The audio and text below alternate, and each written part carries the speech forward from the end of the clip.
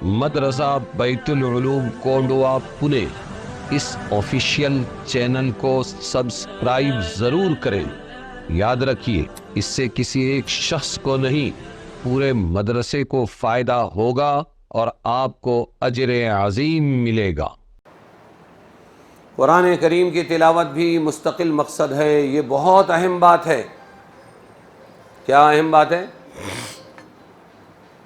قرآن کریم، مگر قرآن کریم کی ایک مزید خصوصیت یہ بھی ہے کہ اس کی تلاوت اور بغیر سمجھے ہوئے اس کے الفاظ کا پڑھنا بھی بالخاصہ انسان کے نفس پر اثر انداز ہوتا ہے۔ ابھی بتایا میں نے فضیل ابن عیاض کا واقعہ کہ تلاوت بھی اثر کرتی ہے اور اس کو برائیوں سے بچنے میں مدد دیتا ہے۔ کم از کم کفر و شرک کے کیسے ہی خوبصورت جال ہوں، قرآن پڑھنے والا اگرچہ بے سمجھے ہی پڑھتا ہو، ہم نہیں کہتے بے سمجھے پڑھو، ہم کہہ رہے ہیں سمجھ کے پڑھو، لیکن سمجھ کے نہیں آتا اس واسطے بے سمجھے بھی چھوڑ دینا غلط ہے، ان کے دام میں نہیں آ سکتا۔ ہندوؤں کی تحریک شدھی سنگٹھن ایک زمانے میں بہت زوروں سے اٹھی تھی، یعنی دھرم پریورتن۔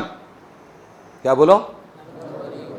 ہاں بھائی، تم اصل تو ہندوستان کے ہو، تم اصل تو کیا ہو؟ ہندوستان کے ہو، یہیں کے ہو، باہر سے آیا ایک مذہب تم نے قبول کیا، ہمارا ڈی این اے ایک ہے، ہم یہ ہیں، ہم وہ ہیں، اس لیے تم واپس آ جاؤ۔ تو ڈرا کے دھمکا کے پیار سے کیسا بھی لالچ سے واپس لیا گیا۔ تو اس میں جو لوگ مرتد ہوئے تھے ہندوستان کے اندر، وہ اکثر قرآن کی تلاوت نہ کرنے والے لوگ تھے۔ کون تھے؟ اور یہ بات تو میں پہلے ہی آپ کو کہہ چکا ہوں، اس میں وقت ضائع نہیں کرنا ہے، کہ دھرم پریورتن مسلمان نے نہیں کیا ہے۔ آدم موحد مسلمان، حوا موحدہ مسلمان، نا 1000 سال تک نو مشرک نو کافر، پھر پریورتن تو کس نے کیا بھائی؟ تو کس کی شدھی ہونی چاہیے؟ آپ کی ہونی چاہیے، ہماری نہیں۔ ہم تو باپ دادا کے مذہب پر ہے، لا الہ الا اللہ محمد الرسول اللہ، سمجھے کہ نہیں؟ تو جو مسلمان جال میں پھنستا ہے وہ تلاوت سے دور رہنے والا پھنستا ہے، اس لیے تلاوتیں شروع کرو۔ ایک آیت کیوں نہیں ہوتی؟ لو قرآن پڑھو، پورا پارہ پڑھ سکتے پورا پڑھو، لیکن روزانہ کچھ نہ کچھ تلاوت کرو۔ بات سمجھ میں آئی کہ نہیں؟ اس لیے کہ نبی کے 3 کام بتائے گئے، یتلو علیہم آیاتہ ویزکیہم ویعلمہم الکتاب۔ اس میں پہلا کام کیا بتایا بولو؟ یتلو علیہم آیاتہ، یہ نبی ہے، امت کے پاس جاتے ہیں اور تلاوت کر کے ان کو سناتے ہیں، پھر ویزکیہم، ان کی منجھائی کرتے ہیں، پھر ویعلمہم الکتاب، کتاب۔ تو پہلے کیا سناتے ہیں؟ آیتیں سناتے ہیں۔ کیا سناتے ہیں؟ آیتیں سناتے ہیں۔ تو انشاءاللہ تلاوت شروع کریں گے نا۔ وَوَيْلٌ لِّلْكَافِرِينَ مِنْ عَذَابٍ شَدِيدٍ، اور جو کافر ہیں ان کے لیے تو ہلاکت ہے، سخت عذاب ہے۔ خلاصہ مفہوم آیت کا کیا ہوا؟ یہ قرآن اس لیے نازل کیا گیا کہ سب انسانوں کو اندھیروں سے نکال کر اللہ کے راستے کی روشنی میں آپ لے آئیں، مگر جو بد نصیب قرآن ہی کے منکر ہو جائیں تو وہ اپنے ہاتھوں سے اپنے آپ کو عذاب میں ڈال رہے ہیں۔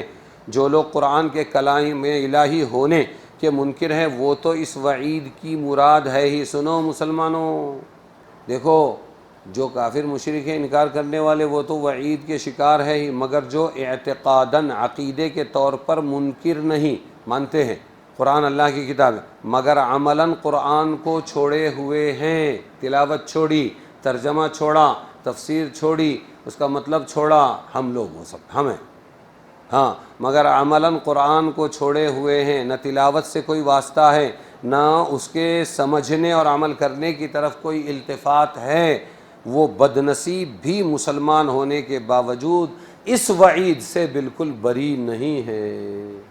وہی کون سی وعید؟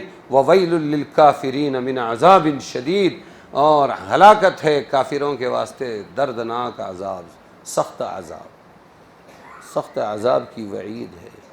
جو مسلمان تلاوت نہ کریں، جو مسلمان قرآن کو نہ سمجھیں، سمجھنا کیوں ہے کہ بھئی میری زندگی اس قرآن کے مطابق ہے، میرے کو جب اس کا مطلب ہی نہیں معلوم تو میرا عمل قرآن کے مطابق کیسے بن سکتا ہے؟ پھر میں کون سا مسلمان؟